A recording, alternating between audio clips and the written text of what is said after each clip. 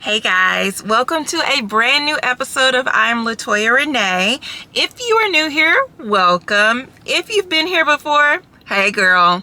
Y'all, today I want to start a brand new series on something that has kind of been part of my life for like the last, 2 or so years, but has been very eventful here lately. So I wanted to talk to y'all about being a landlord. Yeah, I'm a landlord. I got this bright idea back in 2022 to buy an investment property, a rental property, with the goal of having tenants. So I did that.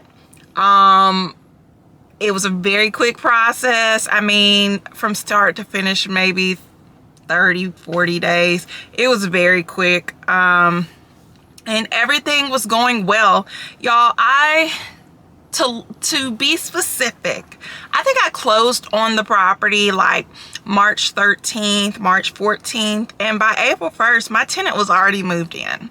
It was a property that was already being used as a rental, but the owners lived, I think, in New Jersey or somewhere, and they were just tired of continuing to keep up with everything, so they decided to sell. So the property was already in pretty good shape. I don't think I spent $100 getting it together, between putting air filters in, a new water filter in like the refrigerator. I think I did get like a new plate to go inside of the microwave because that was missing.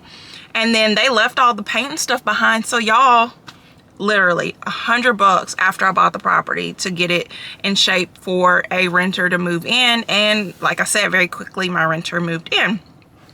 Initially, I was managing the property itself, like myself.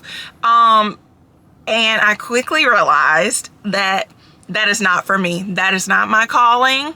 Quite honestly, I'd rather collect the funds, because my tenant would call for things that were just not even real things.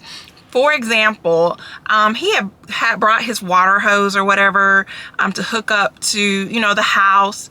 And apparently it wasn't the right connection or right type of connection.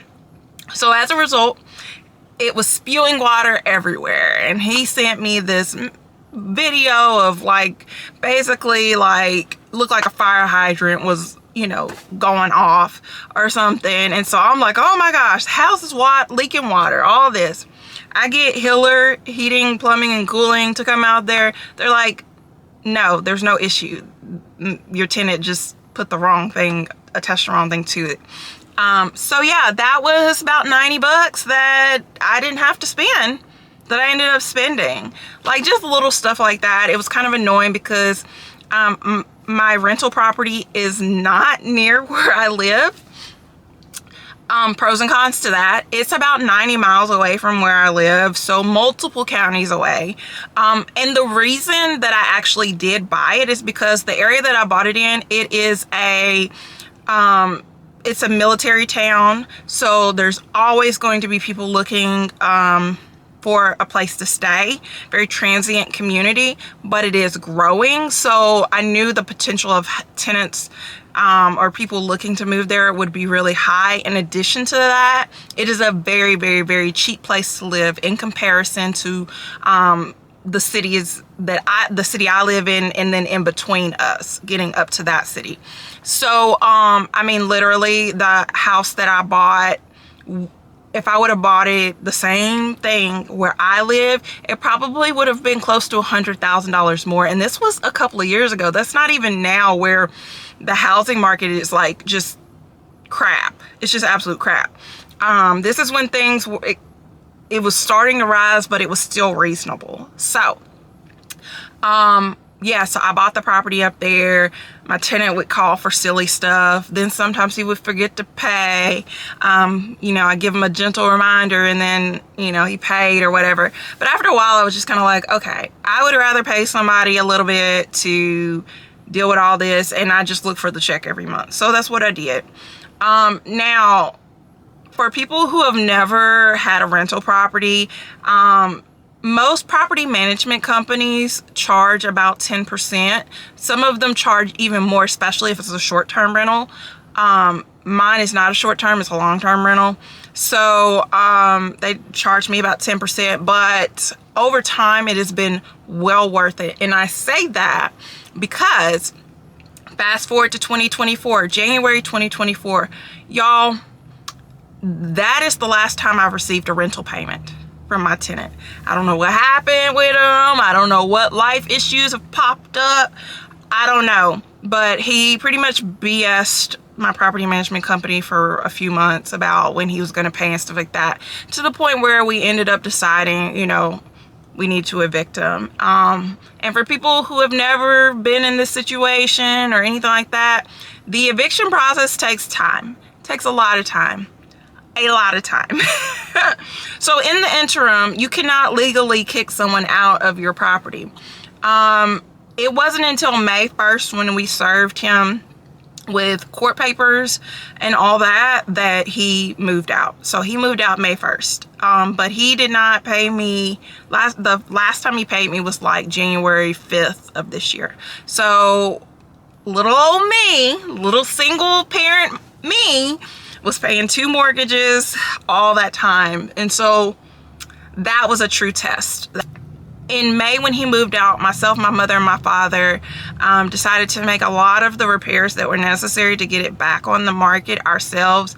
And then you know, some of the more major issues that needed to be repaired, I had my property management company use their resources, their people that they use to fix those things. All in all, gosh, I don't even know. I might have spent like $3,000 getting it back ready to go on the market.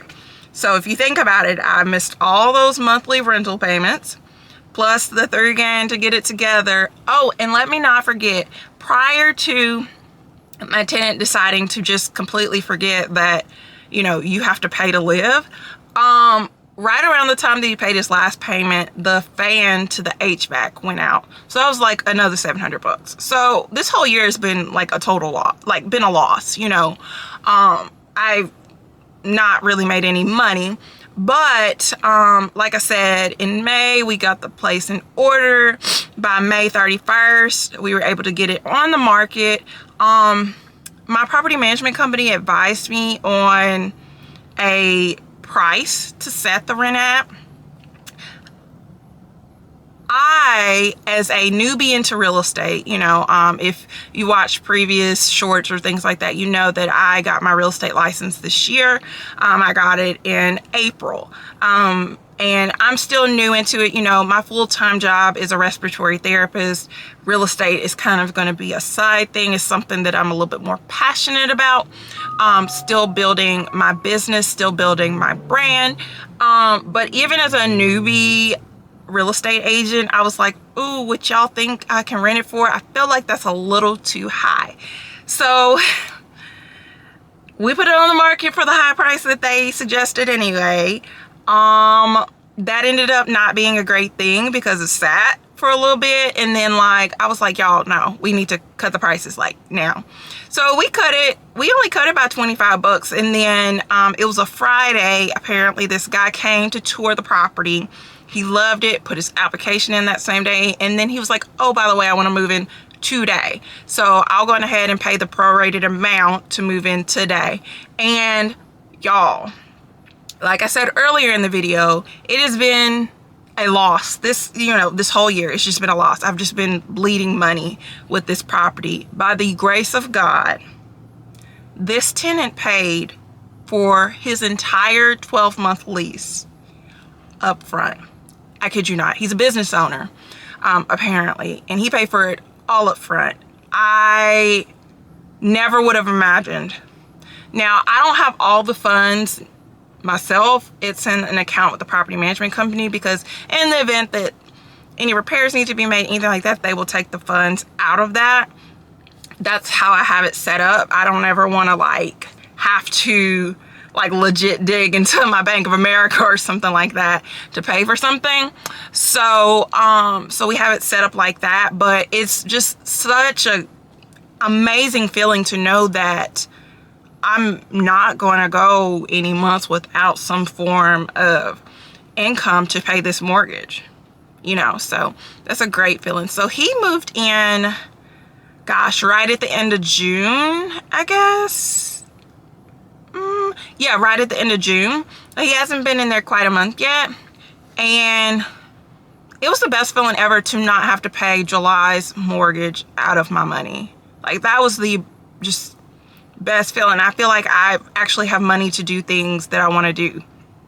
Like, if I want to, I don't know, get my brows done or my lashes done, I can, and not be wondering, oh my God, did I just completely screw up my finances for the month because now I got to pay this other mortgage. Like, it's just such a great feeling, and I'm so happy about it. But we'll see how it goes. In my next video, I want to talk to y'all a little bit more about my long-term goals as it relates to my rental property. But I wanted to give y'all kind of like an overview of like my experience with being a landlord property owner so far within these last 2 years.